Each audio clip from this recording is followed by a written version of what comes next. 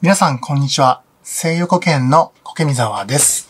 今日は、この細葉沖縄苔を使ったシンプルな苔テラリウムを作っていきたいと思います。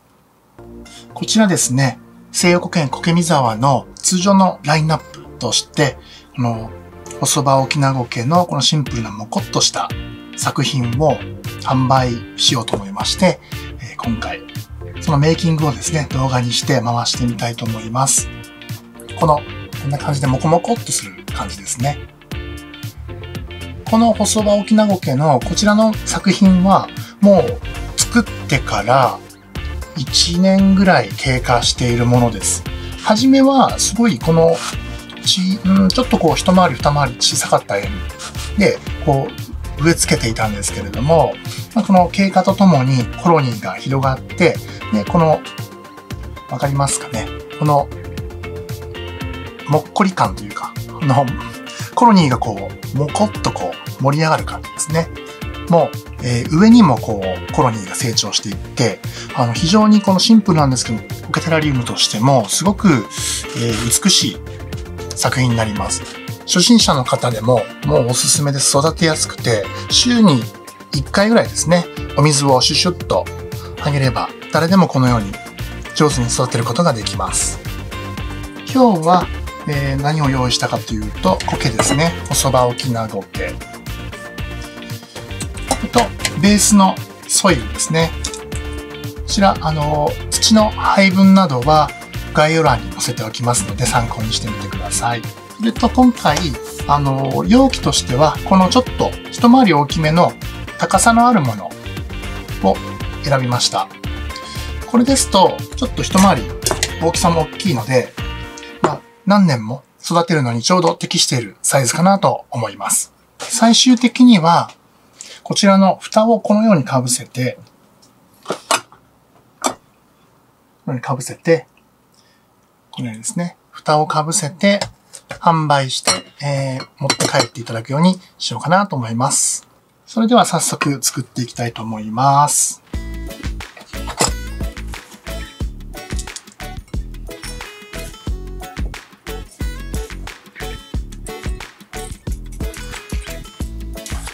ベースのソイルが入りました。蓋をした時のバランスを考えて、だいたいこのぐらいがいいかな。横から見ても上から見ても美しい比率になるんじゃないかなと思います。それでは続いてベースのソイルを一旦ちょっとベース固めますので、水をシャーっとかけていきます。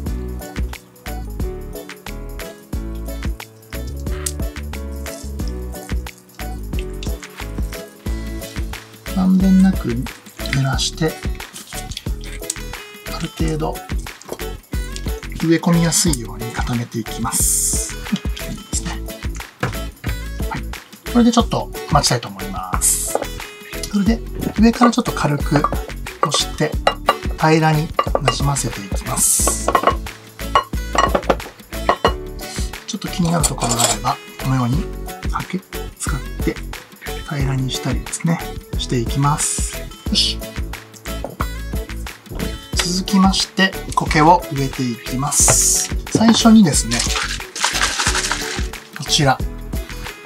ベンレートですね。これは消毒剤になります。最初に一吹き二吹きぐらいですね、シュッシュッとやっておきます。はい。続きましていよいよ苔を植え付けていく作業になります。細葉沖縄苔になります。ちょっとずつですね、ほぐしながら一株一株植えていきます。こちらの苔はすでに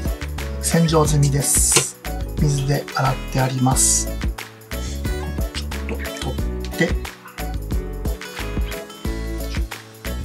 これぐらいですね。はい、植えていきます。最初に、よいしょ。で、押さえつける棒があると便利ですね。よいしょ。ちょっとずつになります。よいしょ。ちょっとこう丸めたりなんかして植え付けやすい大きさにして、よいしょと。このように植え付けます。はい。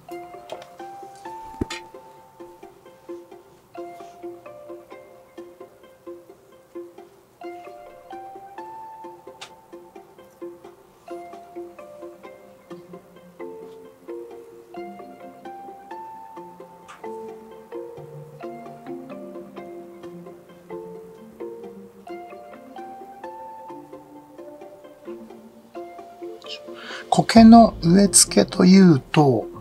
いろいろな方法があるんですけれども、今やってるのは、まさに一株一株、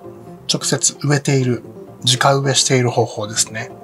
で、もっと簡単な方法が実はあって、針苔といって、この形のままバコンってこう置くやり方があるんですね。バコッとこう置く。で、ちょっとこうギュッギュッってやって。それでも苔はもちろん育つんですけれども、苔テラリウム作品にする場合は、一株一株このように植え付けることによって、その後の美しさですね。育成状況の美しさが本来自然の中に自生しているような姿で成長してくれるために、苔テラリウムではよくこのようにこう一本一本植え付けるような作業をして作品を作っていきます。大型の作品とかになると私ももちろん針苔をやったりすることももちろんあるんですが、基本的にはこのように刺して作品を仕上げていきます。欲張ってこれぐらいいっぺんに植えることもあります。メリになるんであんまりおすすめできないですね。美しさ重視で一株一株ゆっくり丁寧に植えていく方がいいでしょう。今こんな感じですけれども、ちょっとこう円を意識して最終的にこう仕上げていきます。こういう型を使って円をある程度決めていくこともあります。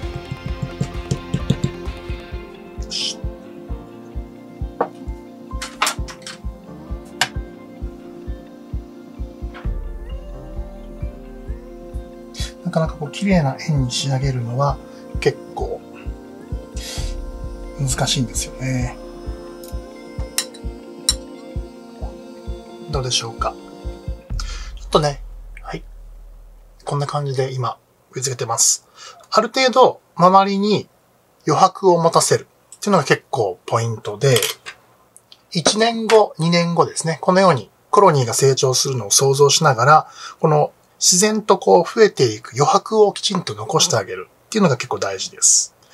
やっぱり1年後、2年後、3年後、どんどん苔は成長していきますので、苔自身が広がりたいように、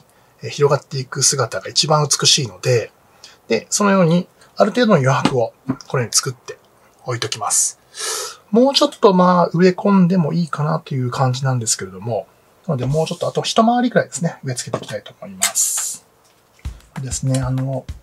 よく苔テラリウムご興味ある方とお話しすることがあるんですけれども、苔テラリウムこの作品がだいたいどれぐらい持つんですかというご質問をいただくことがあります。おそらくそのご質問される方はですね、花、一般的な植物、花と同じような感覚で、家持って帰って飾っといたとしても、いずれその花のように枯れてしまったりとかするんじゃないかということを想像されているんじゃないかなと思うんですけれども、苔はですね、基本的には枯れませんので、上手に普通に育てていればですね、環境が合えばずっとそのまま成長し続けます。もちろんですね、水をあげなかったりとか、光が足りなかったりとか、逆に直射日光で傷んでしまうとかですね、そういう場合はもちろん生物としての、枯れるという現象が起こるんですけれども、基本的に苔はですね、乾燥しきったりして茶色くなったりするんですけども、それともまた水をあげたりですね、すると、きちんと、また再生してくれる、そういう生き物なんですね。なので、この苔テラリウムの作品ですね、特にこの細葉オキナゴケなどは、蓋をして、普段ですね、適切な場所で管理してあげて、特にですね、難しいことはないので、水をきちんとあげさえすれば、週に1回ぐらいですね、シュッと水を与えてあげさえすれば、ずっとこの成長する姿を楽しませてくれる、そういう植物です。はい。一旦こんな感じで1個目できました。こんな感じですね。いかがでしょうか。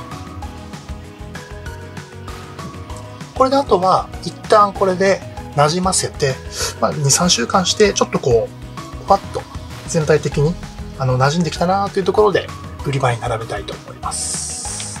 ではあと1、2、3個続けてやっていきたいと思います。こ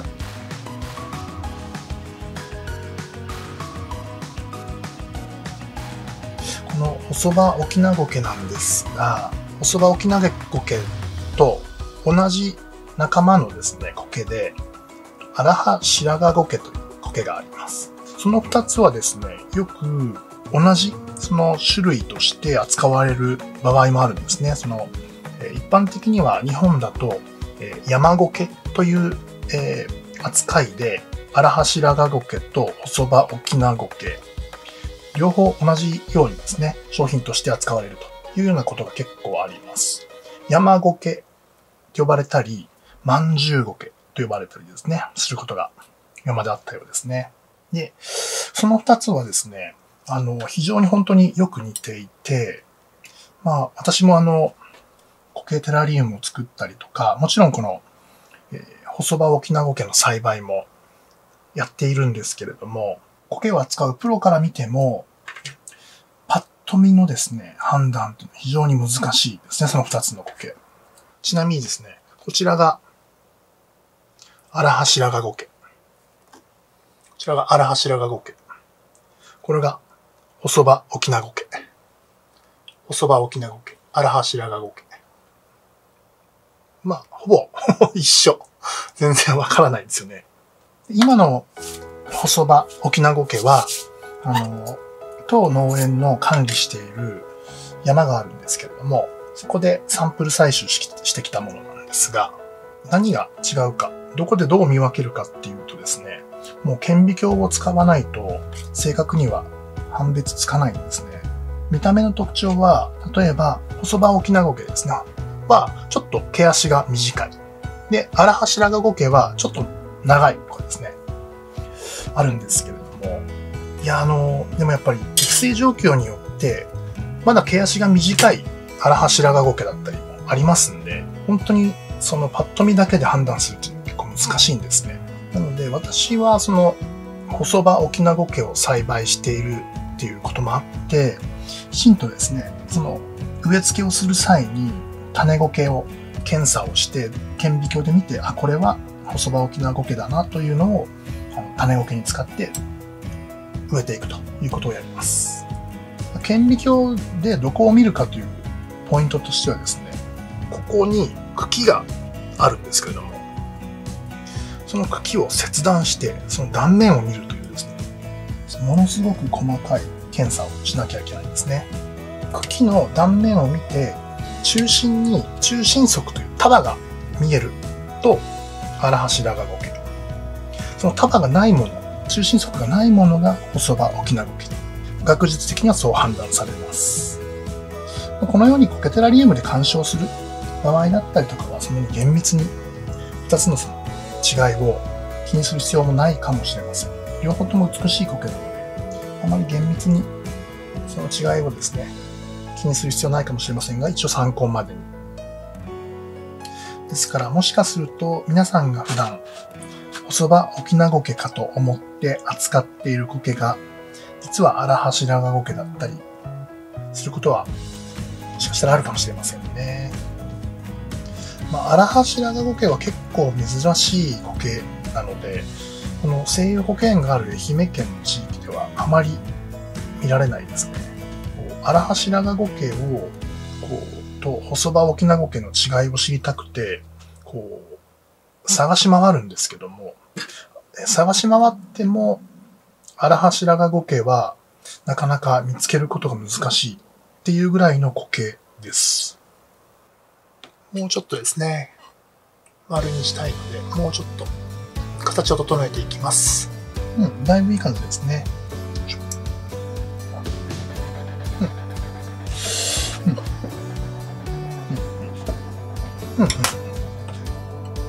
だいたいこんな感じでしょうか。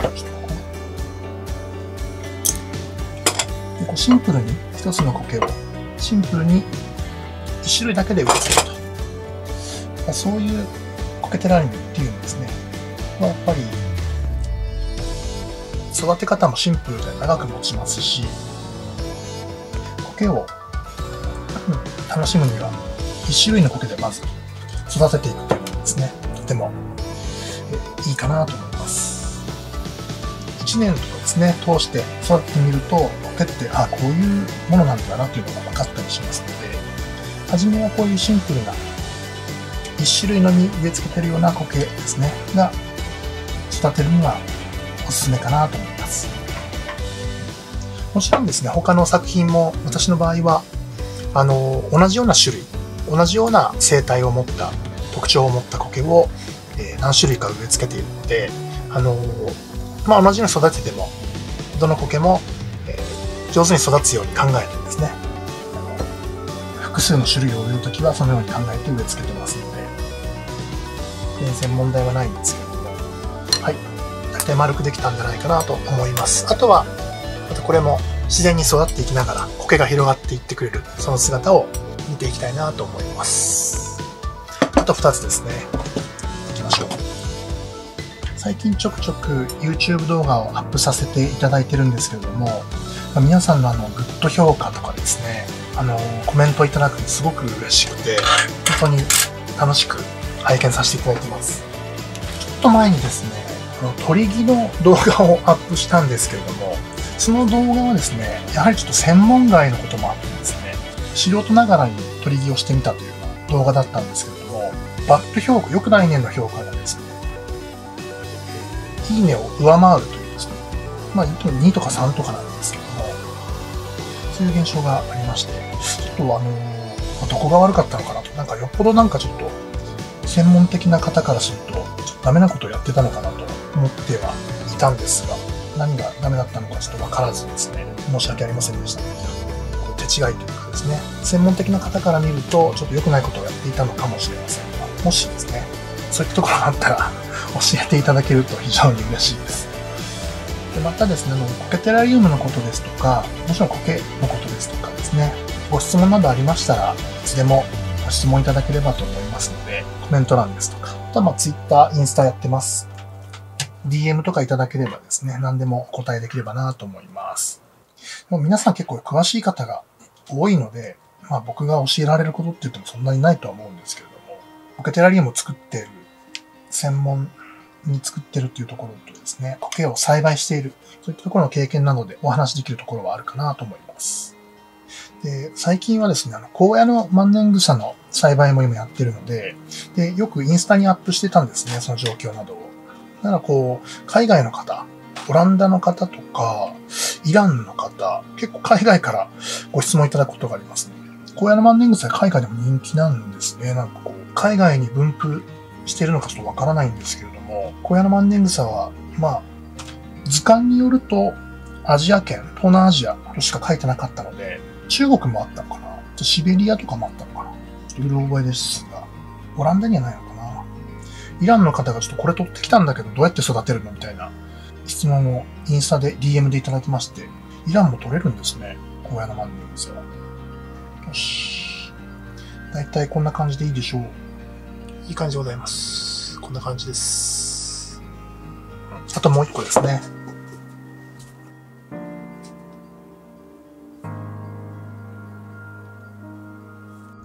私自身も今、荒野の万年草の栽培をしていますけれども、荒野の万年草は順調に植え付けをして育てておりますので、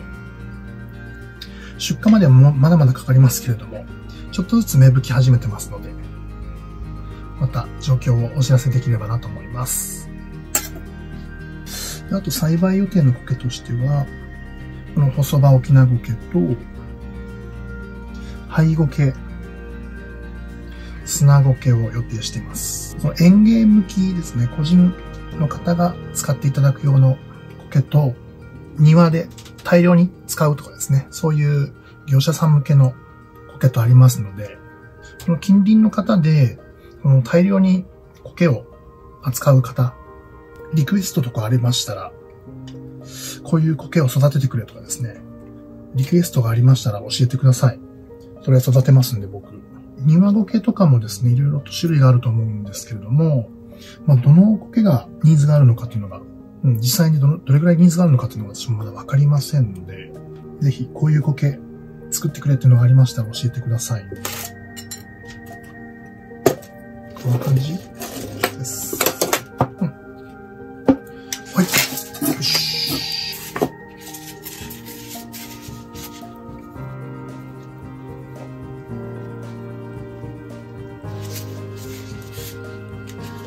こんな感じできれいにしていきます。こういう感じですね。できました。